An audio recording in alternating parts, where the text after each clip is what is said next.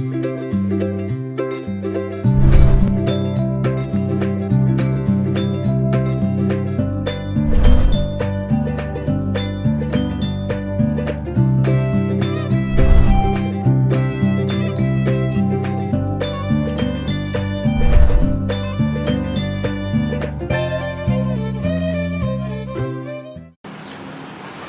everyone, welcome to the second video of the Literary Club. Today with us we have Akash Sethia sir, Director, C.A.T. Makers, Indore. Sir has pursued his engineering from his C.A.T. Indore in electronics and instrumentations. Sir worked for Telco Pune for 2 years. Then sir pursued his post-graduation from IIM Lucknow in marketing and finance. Sir has been an entrepreneur in the field of education, manufacturing and IT. Let's discuss that if management is your career option, then how do you prepare for it and what is the right way to proceed, sir? Well, management is your career option or not is something that you got to decide, and then maybe we can discuss how actually to crack it. So let's say the first question that we should raise is whether management should be your career. Look, I'll start with a philosophical answer. You see, what should be your career is a question that needs to be answered by looking at how you see yourself 20 years down the line. How do you see yourself and what exactly do you want to do? You would want to do management if you see yourself 20 years down the line leading something. It could be leadership of a department, a company, a startup, an initiative.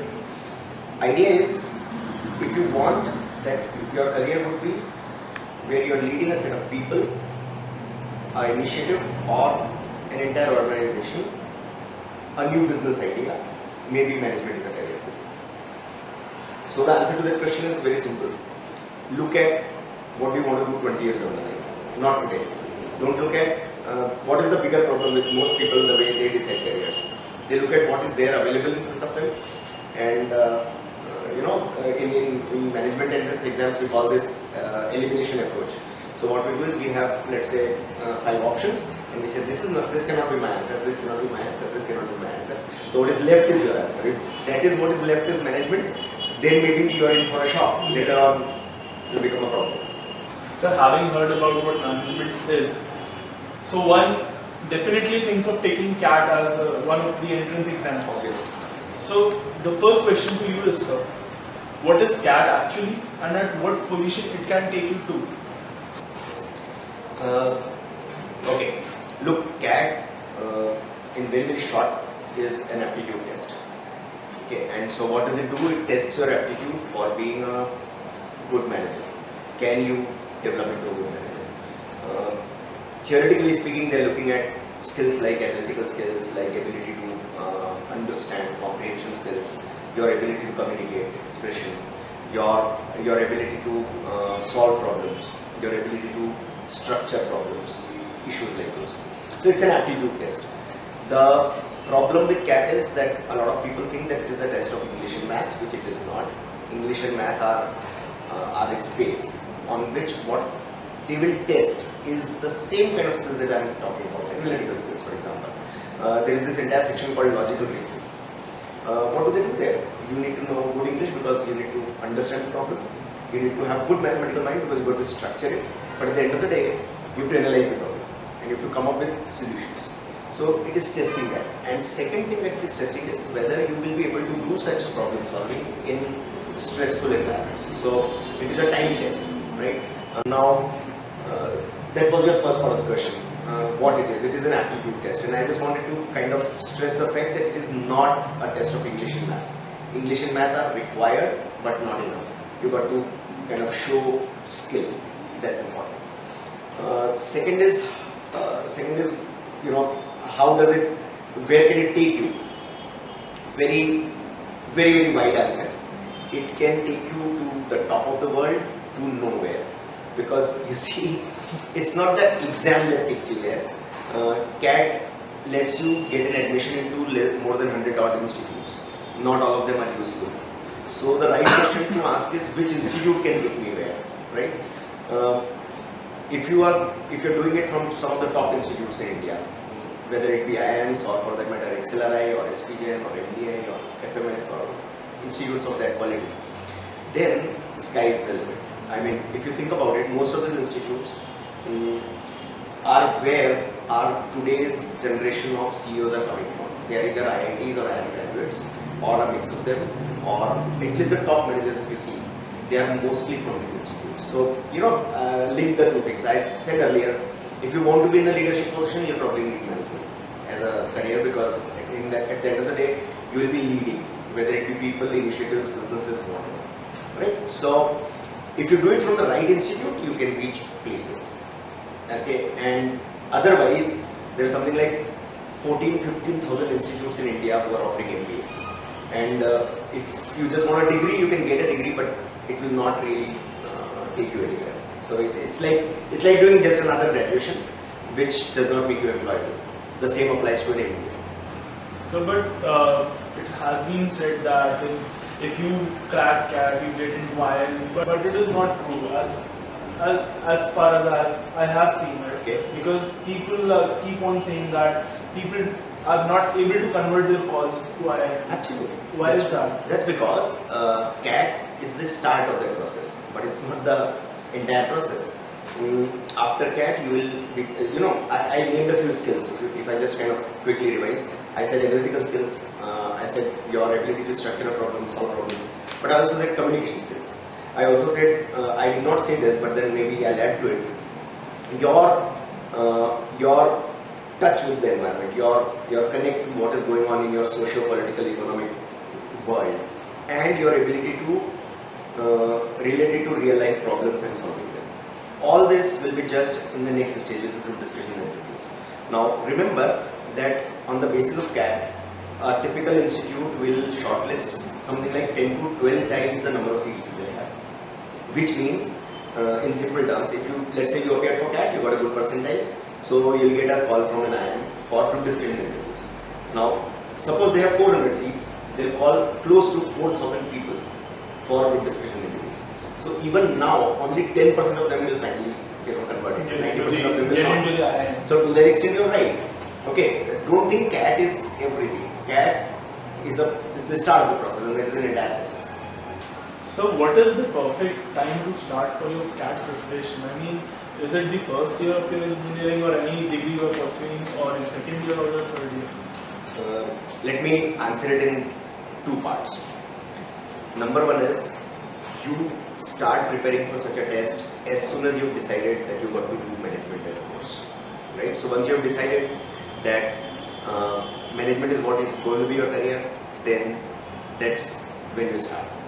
But I think your question is more about how do you formally start preparing for CAT. So yes, I think the right time to do would be about 16-18 months before you want to appear in the actual CAT. Now please remember that, don't get confused. Suppose you were to appear for,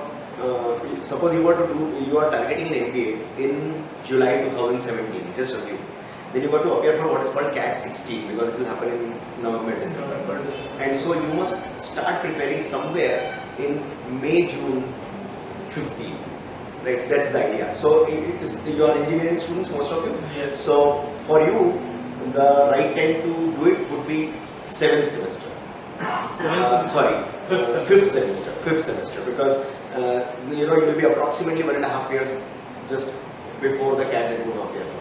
So that is a good time to start for, because that gives you a fair amount of time to prepare on all the areas. But with our third year, we are also getting some other stuff in our education, like projects and all. So is it manageable with those things? The preparation of CAT, are we able to manage if we start in our 5th semester? Is it not is 4th or 3rd semester not the right time to take these preparations for? Yes, absolutely. In fact, 1st semester is the best time. Okay, but then what I am saying is this: in the first year you don't actually formally prepare for CAT. What you do is you start developing skills that will be used in CAT. Let's say, for example, you start reading.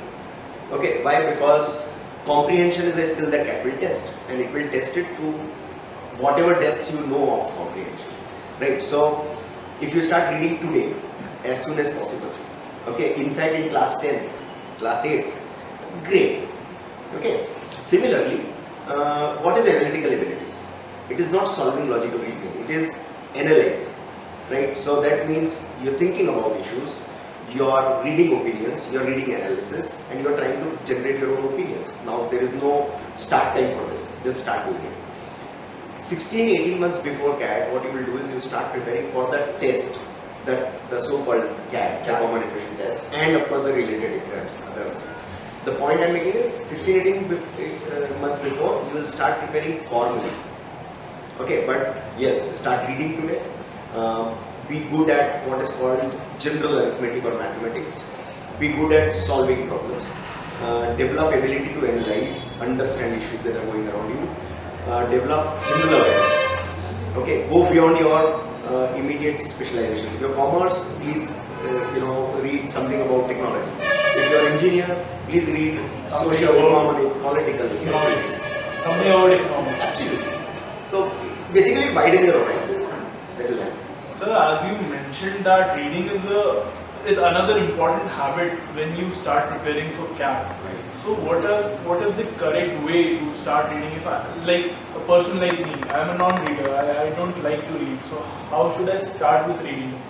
How should I start reading things that I am not interested in? Okay, see, your question has 2-3 threads. Someone who has been doing it for a long time, I know what you're talking about. The first thing, let me address that first. It is about liking reading. A lot of people come to me and say, I don't find reading interesting, so should I read and why am I supposed to read so much? Now, first of all, let me bust this myth. Look, what is interesting? Interesting is something that you start understanding. Okay? Our guy here is interested in photography, and ask him, how did he get interested in photography? Maybe he got a camera at one point of time in his life, he started clicking, and then he started comparing that this photograph is better than this one. Why? He started understanding lighting, he started understanding shadows, he started understanding various aspects of camera and things like those, and it became interesting. Now let him talk about all these technicals to someone who does not know photography. Okay, he'll be bored. Okay, you give me a book on photography and it will be so boring to me because it will talk about apertures, it will talk about shutter speeds, it will talk about, I don't know, a lot of things. And how do I get interested in it? What do I do? Point is this, interest is a function of familiarity.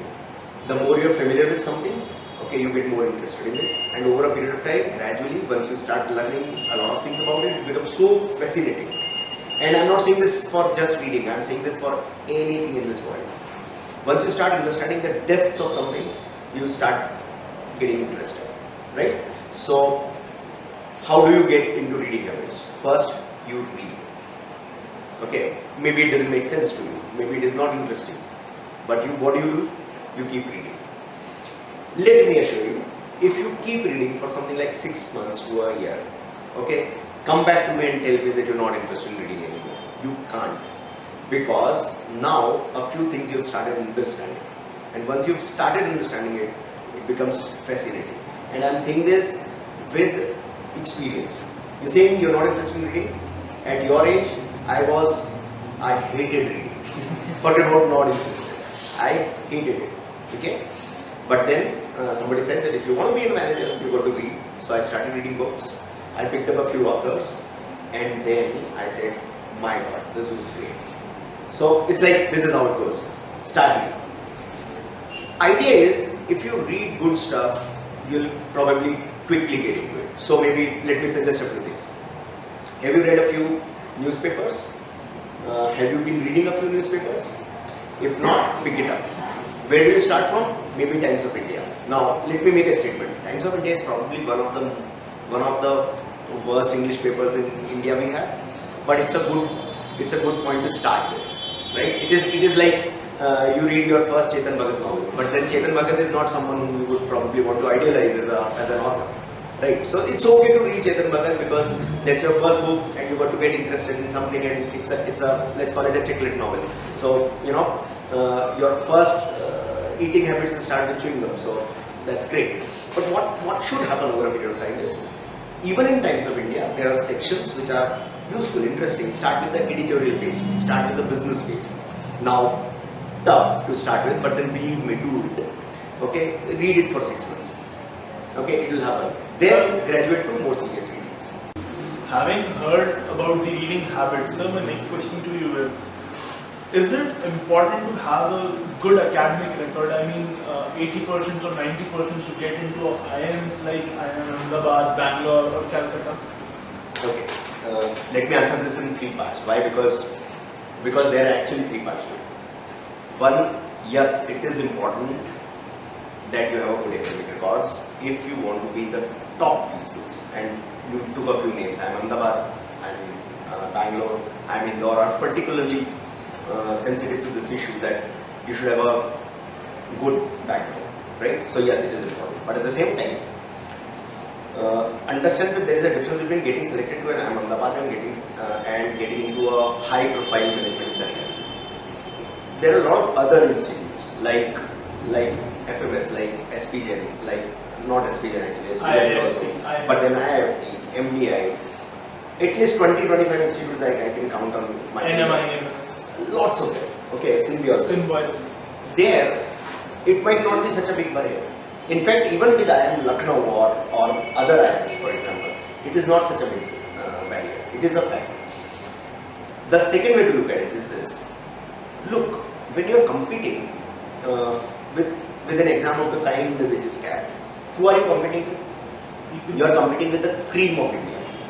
Okay, who are these people? They are students like you from the top colleges, including IITs and Lady Shri Ram colleges and the best in their classes. Okay, 1. 2, these people who have graduated from this place and are working in top companies. So they are all very good people. Okay. Now I have to finally shortlist them. Correct. So how do I choose? Okay, I have 2 people who are more or less same. Now I have to choose one of them. So what am I going to do? I'm going to look at this objective criteria as well. I'm going to look at whether you've been consistently this way. Right? Third way to look at it.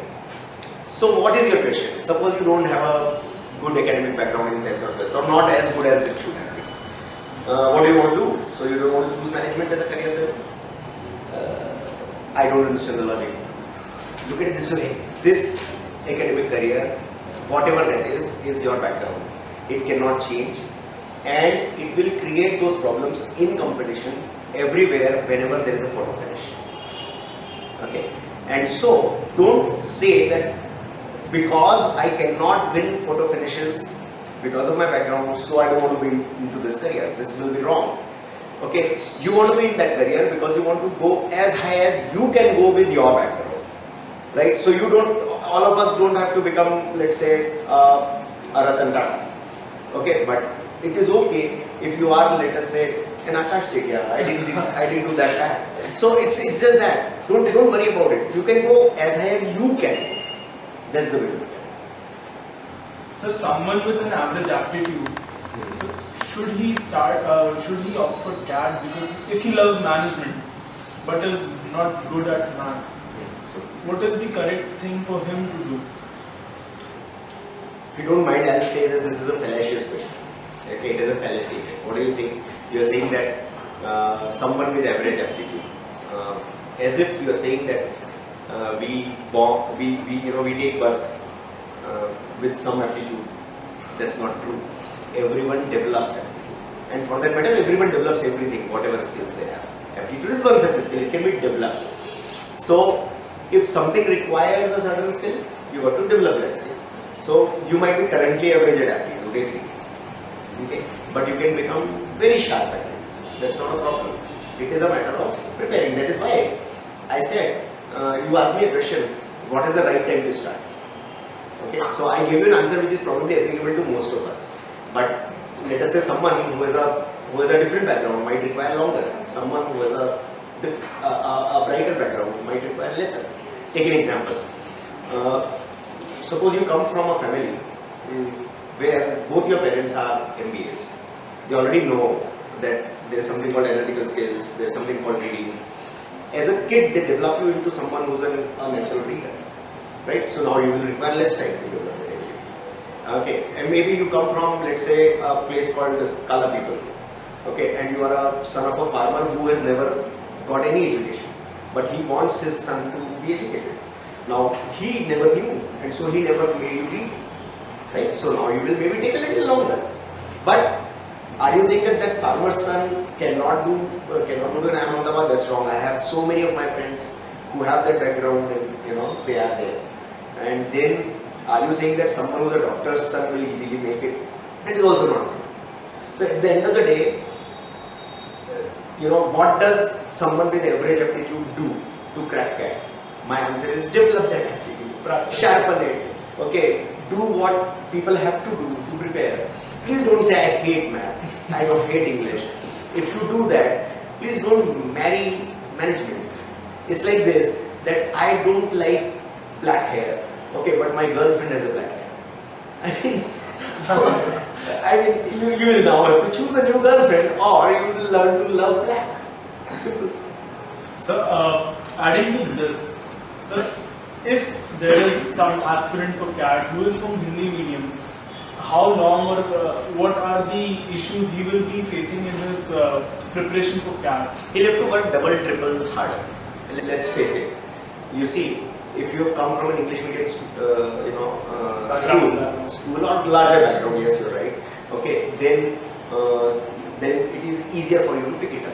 Okay, but suppose you are from an English medium, what I would suggest is that, like you said, start in the first year itself. Start picking up English, take a basic English course, start reading.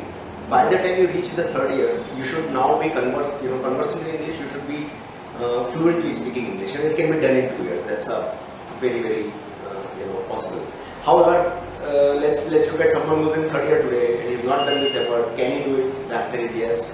What he will have to do is make double the effort, right? So, answer to all these questions are yes. In fact, I can make you meet a lot of students who have been from English medium. They've gone to IIMs. They're doing great jobs in their careers. In fact, nowadays it's all a connected world. Go to my Facebook profile, go to Twitter. They are all connected there.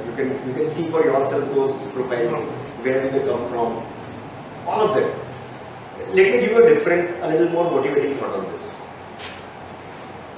A lot of us who are from English medium, okay, especially from the Hindi speaking belt, I'm talking about MP, Chhattisgarh, Gujarat, Rajasthan, etc. Maharashtra. The North Indian okay, part. yes.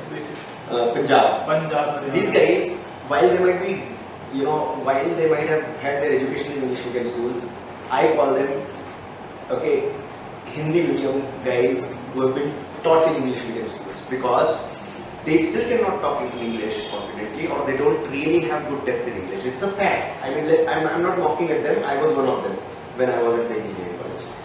Okay, so it is there, right? You can't change that. So even if you are from English medium, okay, you are not really greatly at an advantage than from someone who is in a Hindi medium.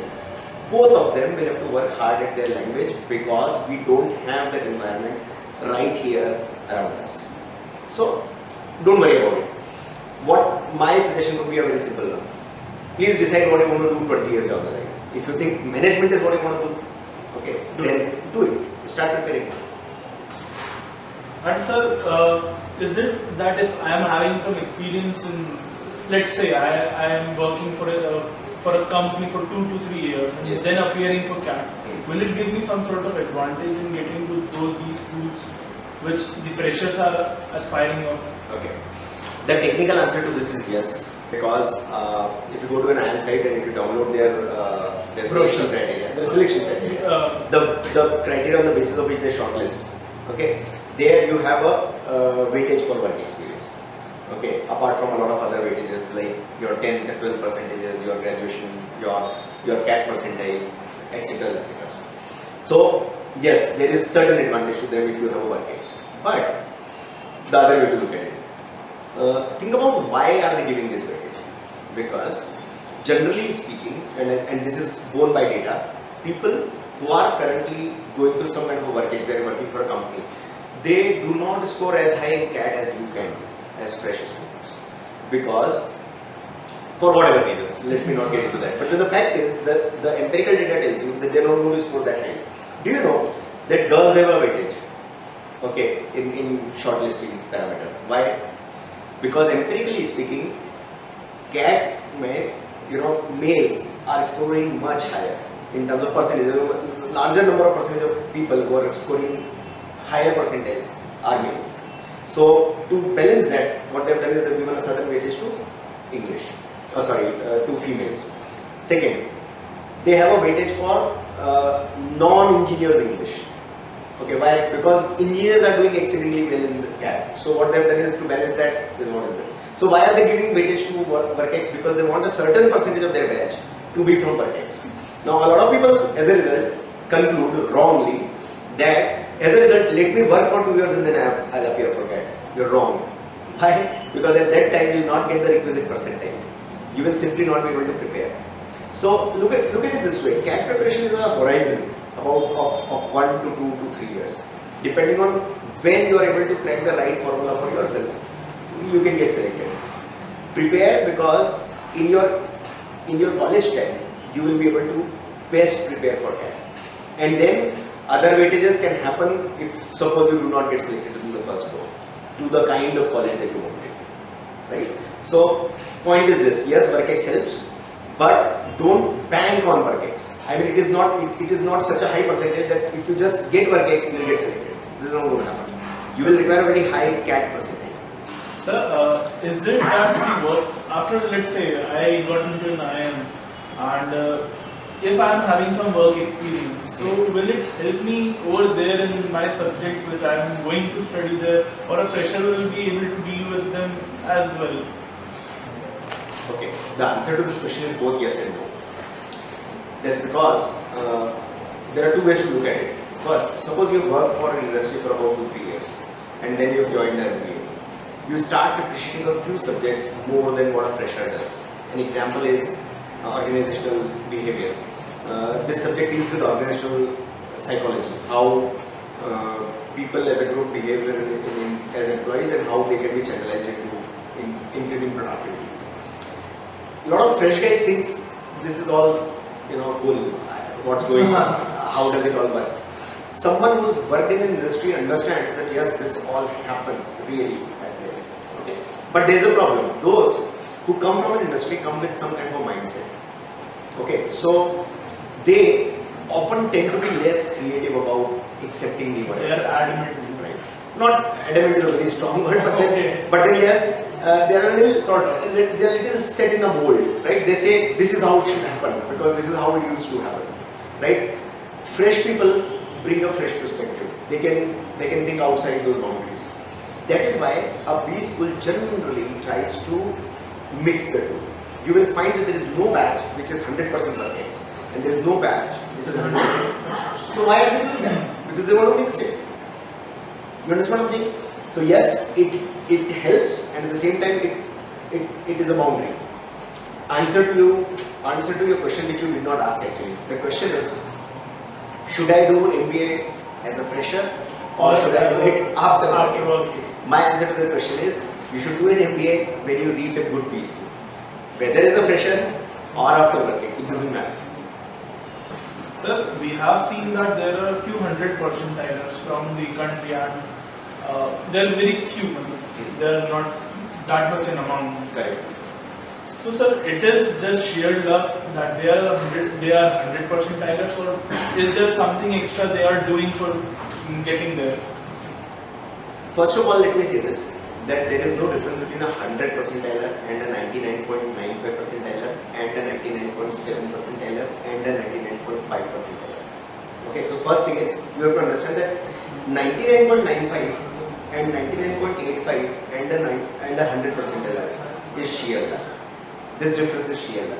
Okay, it can happen to you at one go, it might not happen to you the next year. Okay, so this will happen. However, let's widen your question. Your question should be 99.5 percentilers.